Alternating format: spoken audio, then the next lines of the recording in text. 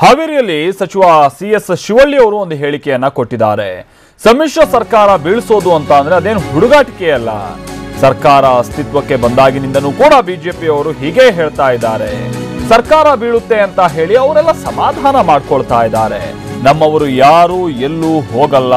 ಸಚಿವ ಸಿಎಸ್ ಶಿವಳ್ಳಿ, ನೂತನ ಸಚಿವ ಸಿಎಸ್ ಶಿವಳ್ಳಿ ಕೊಟ್ಟಿರುವಂತಹ ಹೇಳಿಕೆ ಇದು. ಇನ್ನು ಅತೃಪ್ತರಿಗೆಲ್ಲ ನಿಗಮ ಮಂಡಳಿ ಅಥವಾ ಸಂಪುಟ ದರ್ಜೆ ಸ್ಥಾನಮಾನವನ್ನು ಕೊಡ್ತೀವಿ.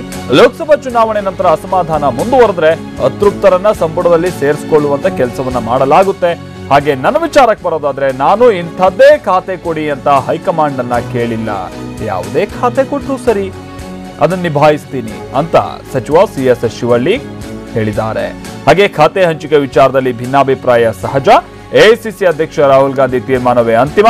ನಮ್ಮಲ್ಲಿ ಏನಿದ್ರು ಹೈಕಮಾಂಡ್ ತೀರ್ಮಾನವನ್ನು ತೆಗೆದುಕೊಳ್ಳುತ್ತೆ ಅಂತಲೂ ಕೂಡ ಹಾವೇರಿಯಲ್ಲಿ ಸಚಿವ ಸಿಎಸ್ ಶಿವಳ್ಳಿ ಹೇಳಿಕೆಯನ್ನ ಕೊಟ್ಟಿದ್ದಾರೆ.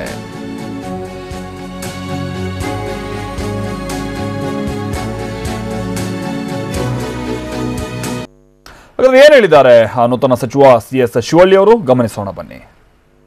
ನಾವು ಯಾವುದು ಖಾತೆ ಪಟ್ಟು ನಾವಣಿಕೆ ಇಡೋದಿಲ್ಲ. ನಮ್ಮ ಪಕ್ಷ, ನಮ್ಮ ಪಕ್ಷದ ವರಿಷ್ಠರು ಅವ್ರೇನು ತೀರ್ಮಾನ ತೊಗೊಂತಾರೆ, ಅವ್ರು ಯಾವ ಖಾತೆ ಕೊಡ್ತಾರೋ ಅದರಲ್ಲಿ ನಾವು ಚೆನ್ನಾಗಿ ಕೆಲಸ ಮಾಡ್ತೀವಿ. ಆದರೆ ಅಂತಿಮ ನಿರ್ಣಯ ಹೈಕಮಾಂಡ್ ಇದೆಯಲ್ಲ, ರಾಹುಲ್ ಗಾಂಧಿ ಅವರ ತೀರ್ಮಾನ ಅಂತಿಮ.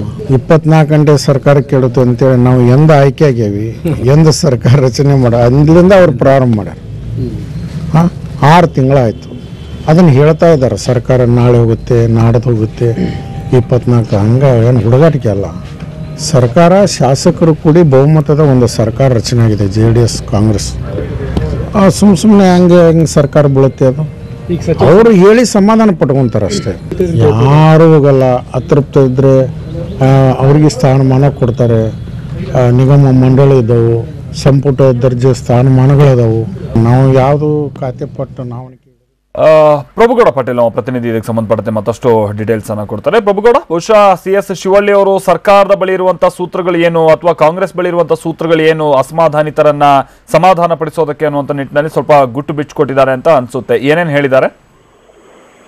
ಮಾಲ್ತೇಶ್, ಏನು ಸಮ್ಮಿಶ್ರ ಸರ್ಕಾರದ ಸಚಿವ ಸಂಪುಟ ಪುನರ್ರಚನೆ ಮಾತು ಕೇಳಿ ಬಂದಾಗೊಮ್ಮೆ ಆಪರೇಷನ್ ಕಮಲದ ವಿಚಾರ ಕೇಳಿ ಬರುತ್ತೆ. ಆದ್ರೆ ಸರ್ಕಾರವನ್ನ ಕೆಡುವಂತದ್ದು ಹುಡುಗಾಟಿಕೆಯ ಮಾತಲ್ಲ. ನಮ್ಮವರು ಯಾರು ಕೂಡ ಎಲ್ಲೂ ಹೋಗಲ್ಲ. ಏನು ಅತೃಪ್ತ ಶಾಸಕರಿದ್ದಾರೆ, ಅವರಿಗೆ ನಿಗಮ ಮಂಡಳಿ ಹಾಗೂ ಪ್ರಭುಗೌಡ ಪಾಟೀಲ್, ನಾನು ನಿಮ್ ಜೊತೆಗೆ ಮಾತನಾಡ್ತೀನಿ. ನಮ್ಮ ಜೊತೆಗೆ ನೂತನ ಸಚಿವರಾಗಿರುವಂತಹ ಸಿಎಸ್ ಶಿವಳ್ಳಿ ಅವರೇ ಸ್ವತಃ ಸಂಪರ್ಕದಲ್ಲಿದ್ದಾರೆ. ಶಿವಳ್ಳಿ ಅವರೇ, ಬಹುಶಃ ಸರ್ಕಾರದ ಬಳಿ ಅಥವಾ ಕಾಂಗ್ರೆಸ್ ಬಳಿ ಇರುವಂತಹ ಸೂತ್ರಗಳು ಏನೇನು ಅನ್ನುವಂಥದ್ರ ಬಗ್ಗೆ ನೀವು ಮಾತನಾಡ್ತಾ ಇದ್ವಿ, ಅಸಮಾಧಾನಿತರನ್ನ ಸಮಾಧಾನ ಪಡಿಸುವಂತ ನಿಟ್ಟಿನಲ್ಲಿ. ಇದೆಲ್ಲ ನೀವು ಹೇಗೆ ಗಮನಿಸ್ತಾ ಇದ್ದೀರಿ? ಹೇಗೆ ಸಮಾಧಾನ ಪಡಿಸೋದಕ್ಕೆ ಅವಕಾಶ ಇದೆ? ಸರ್, ಇದನ್ನ ನಮ್ಮ ಹೈಕಮಾಂಡ್ ಸಮಾಧಾನ ಮಾಡುತ್ತೆ ಸರ್. ಅದು ಹೈಕಮಾಂಡ್ ತೀರ್ಮಾನಕ್ಕೆ ನಾವೆಲ್ಲ ಬದ್ಧರಿದ್ದೇವೆ ಸರ್. ಹೈಕಮಾಂಡ್ ನಿರ್ಧಾರ ಬಿಟ್ಟು ಯಾರು ಕೂಡ ಬೇರೆ ವಿಚಾರ ಮಾಡಲ್ಲ ನನಗನ್ಸಿದ್ದೀವಿ. ಹೌದು, ನೀವು ಕೂಡ ಬಹುಶಃ ಸಚಿವ ಸ್ಥಾನದ ಬಹಳ ಆಕಾಂಕ್ಷಿಯಾಗಿದ್ರಿ. ಇದೆಲ್ಲ ನಮಗೂ ಕೂಡ ನಾವು ಕೂಡ ಗಮನಿಸ್ಕೊಂಡು ಬಂದಿದ್ದಂತ ವಿಚಾರಗಳೇ ಆಗಿತ್ತು. ಬಟ್ ನಿಮ್ಮಂತೆ ಬಹಳಷ್ಟು ಮಂದಿ ಇದ್ರು ಆಕಾಂಕ್ಷಿಗಳು. ಬಹುಶಃ ಈಗ ಅವರ ಅಸಮಾಧಾನ ಇದೆಯಲ್ಲ, ಅದು ಯಾವ ಮಟ್ಟದಲ್ಲಿದೆ ಅಂತ ನೀವು ಗಮನಿಸ್ತಾ ಇದ್ದೀರಾ ಶಿವಳ್ಳಿ ಅವರೇ? ಪಕ್ಷ ಬಿಟ್ಟು ಹೋಗುವಷ್ಟರ ಮಟ್ಟಿಗೆ ಏನಾದ್ರೂ ಯಾರು ನಿರ್ಧಾರಕ್ಕೆ ಬರುವಂತ ಚಾನ್ಸಸ್ ಇದೆಯಾ? ಇಲ್ಲ ಸರ್, ಹಾಗೇನಿಲ್ಲ ಸರ್. ಈಗ ಅಸಮಾಧಾನ ಇರೋ ಸಹಜ ಒಪ್ಪುವಂತೇವಿ. ಹೌದು, ಅದನ್ನ ನಮ್ಮ ಪಕ್ಷದ ಚೌಕಟ್ಟಿನಲ್ಲಿ ಬಗೆಹರಿಸುವಂತ ಕೆಲಸ ಆಗ್ತಾ ಇದೆ. ನಮ್ಮ ಪಕ್ಷದ ಮುಖಂಡರು ಅವರು ಎಲ್ಲರೂ ಸಂಪರ್ಕದಲ್ಲಿದ್ದಾರೆ. ಬಹುಶಃ ಅದೇನು ಯಾರು ಪಕ್ಷ ಬಿಟ್ಟು ಹೋಗಲ್ಲ ಸರ್. ನೀವು ಪಕ್ಷದ ಚೌಕಟ್ಟು ಅಂತೀರಾ, ಬಟ್ ನಿಮ್ ಚೌಕಟ್ಟಿಗೆ ಸಿಗ್ತಾ ಇಲ್ಲ ಅಲ್ಲ ರಮೇಶ್ ಜಾರಕಿಹೊಳಿ ಅವರಂತ ನಾಯಕರು. ಇದ್ಯಾಕೆ ಇಂಥದ್ದೊಂದು ಸಮಸ್ಯೆ ಎಲ್ಲಿ ತನಕ ಮುಂದುವರೆದು ಬಿಡುತ್ತೆ ಅಂತ ಅಷ್ಟೇ. ಸಿಗ್ತಾರ ಸರ್, ಸಿಗ್ತಾರ. ಅವ್ರು ಎಲ್ಲೇ ಹೋಗಲ್ಲ. ಸಮಾಧಾನ ಆಗಿದೆ, ಆದ್ರೆ ಸಿಗ್ತಾರ ಸರ್. ಪಕ್ಷ ಬಿಟ್ಟು ಹೋಗಲ್ಲ ಸರ್ ಅವ್ರು. ನನಗೆ ನಂಬಿಕೆ ಇದೆ ಸರ್. ಯಾಕಂದ್ರೆ ಸಿದ್ದರಾಮಯ್ಯನವ್ರ ಮಾತನ್ನು ಬಹಳ ಕೇಳ್ತಿದ್ರು. ಸ್ವಲ್ಪ ಸಿದ್ದರಾಮಯ್ಯನವರು ಹೇಳುವಂತ ಬುದ್ಧಿವಾದ ರಮೇಶ್ ಜಾರಕಿಹೊಳಿ ಅವರೆಲ್ಲ ಹಿಂದೆ ಕೇಳ್ಕೊಂಡ್ ಬಂದಿರೋದು ನಾವು ಗಮನಿಸ್ತಿದ್ವಿ. ಬಟ್ ಇವತ್ತು ಸಿದ್ದರಾಮಯ್ಯನವರು ಒಂದು ಸ್ಟೇಟ್ಮೆಂಟ್ ಕೊಡ್ತಾರೆ, ಅವ್ರ ಲಿಂಕಿಗೂ ಸಿಗ್ತಾ ಇಲ್ಲ ಅಂತೆ ರಮೇಶ್ ಜಾರಕಿಹೊಳಿ ಅವರು. ಅವರೇ ಒಂಥರ ಅಸಹಾಯಕತೆ ವ್ಯಕ್ತಪಡಿಸ್ಬಿಟ್ರು.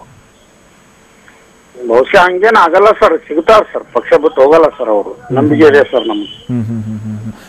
ಮತ್ತೆ ಶಿವಳ್ಳಿ ಅವರೇ, ತನಗೆ ಇಂಥದ್ದೇ ಖಾತೆ ಬೇಕು ಅಂತ ನೀವೇನಾದ್ರು ಅಂದ್ರೆ ಆ ಖಾತೆ ಕೊಟ್ರೆ ನನಗೆ ಅನುಭವ ಇದೆ ಅಥವಾ ನಾನು ಆ ವಿಚಾರಕ್ಕೆ ಸಂಬಂಧಪಟ್ಟಂತೆ ಸ್ವಲ್ಪ ಅನುಭವಸ್ಥ, ಅದನ್ನ ನಿರ್ವಹಿಸ್ತೀನಿ ಅನ್ನುವಂತ ರೀತಿಯಲ್ಲಿ ಏನಾದ್ರು ಬೇಡಿಕೆ ಇದೆಯಾ ನಿಮ್ದು?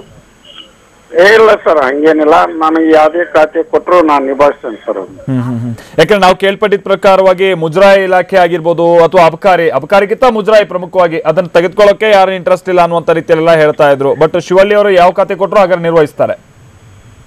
ಹೌದು ಸರ್, ಬೇಕಾದ ಖಾತೆ ಕೊಟ್ಟರು ಅದನ್ನ ನಿಭಾಯಿಸ್ತೇವೆ ಸರ್. ಬಟ್ ಈಗ ಖಾತೆ ಎರಡೆರಡು ಹೊಂದಿರುವಂತವ್ರು ಸ್ವಲ್ಪ ಬಿಟ್ಕೊಡಕ್ಕೆಲ್ಲ ಹಿಂದೆ ಮುಂದೆ ನೋಡ್ತಾ ಇದಾರೆ ಅನ್ನೋದೆಲ್ಲ ಕೇಳ್ಪಡ್ತಾ ಇದ್ವಿ. ಶಿವಳ್ಳಿ ಅವರೇ, ನಿಮಗೆ ನಿಮ್ಮ ವರಿಷ್ಠರಿಂದ ಸಿಕ್ಕಿರೋ ಮಾಹಿತಿ? ಅದು ನನಗೆ ಗೊತ್ತಿಲ್ಲ ಸರ್. ಅದು ನಮ್ಮ ಪಕ್ಷದ ಹೈಕಮಾಂಡ್ ಅದಕ್ಕೆ ಏನೋ ಇದ್ರು ನಿರ್ಧಾರ ಮಾಡುತ್ತೆ ಸರ್. ಶಿವಳ್ಳಿ ಅವರೇ, ಶಂಕರ್ ಅವರಿಗೆ ಏನ್ ಸಮಸ್ಯೆ ಇಲ್ಲ ಅಂತ ಕಾಣಿಸುತ್ತೆ. ಯಾಕಂದ್ರೆ ಒಂದ್ ಮೂಲ ಪ್ರಕಾರವಾಗಿ ಗೊತ್ತಿರೋ ವಿಚಾರ ಪ್ರಕಾರವಾಗಿ ಅವರಿಂದ ಸಚಿವ ಸ್ಥಾನ ಕಿತ್ಕೊಂಡು ನಿಮಗೆ ಕೊಡ್ಲಾಯ್ತು ಅನ್ನುವಂಥದ್ದೆಲ್ಲ ಚರ್ಚೆಯಲ್ಲಿರುವಂತ ವಿಚಾರ. ಬಹುಶಃ ಅವರು ಪಕ್ಷದ ವರಿಷ್ಠರ ಜೊತೆಗೆ ಸಂಪರ್ಕದಲ್ಲಿ ಇದ್ದಾರಾ? ಅಫ್ಕೋರ್ಸ್ ಇಂಡಿಪೆಂಡೆಂಟ್ ಆಗಿದ್ರು ಕೂಡ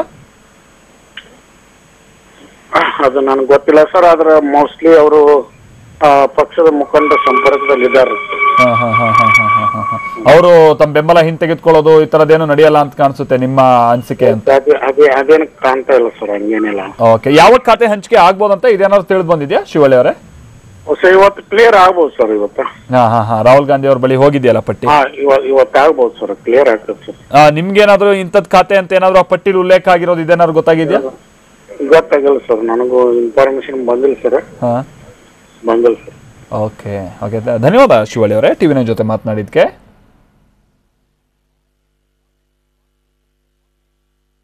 ನೂತನ ಸಚಿವ CS ಶಿವಳ್ಳಿ ಅವರ ಪ್ರಕಾರವಾಗಿ ಇಲ್ಲ, ಅಂಥದ್ದೇನೋ ಅಸಮಾಧಾನ ಆಗೋದಿಲ್ಲ ಅನ್ನುವಂತ ಹೇಳ್ತಾ ಇದ್ದಾರೆ. ಬಹುಶಃ ಇಂಥ ಸಂದರ್ಭದಲ್ಲಿ ಕೆಲವೊಂದಷ್ಟು ವಿಚಾರಗಳನ್ನ ಏನಾದರೂ ಅದ್ರ ಬಗ್ಗೆ ಪ್ರಸ್ತಾಪ ಮಾಡಿದ್ದೆ ಅದಲ್ಲಿ ಸ್ವಲ್ಪ ಸಮಸ್ಯೆನೇ ಅನ್ನುವಂಥ ನಿಟ್ಟಿನಲ್ಲೇ ಏನೋ ಗೊತ್ತಿಲ್ಲ. ಶಿವಳ್ಳಿ ಅವರು ಎಷ್ಟು ಬೇಕೋ ಅಷ್ಟೇ ಉತ್ತರ ಕೊಡುವಂಥ ರೀತಿಯಲ್ಲಿ ಮಾತನಾಡ್ತಿದ್ದನ್ನು ಗಮನಿಸ್ತಾ ಇದ್ವಿ. ಅದು ರಮೇಶ್ ಜಾರಕಿಹೊಳಿ ಅವರ ವಿಚಾರವಾಗಿರ್ಬೋದು, ಶಂಕರ್ ಅವರ ವಿಚಾರವಾಗಿ ಆಗಿರ್ಬೋದು.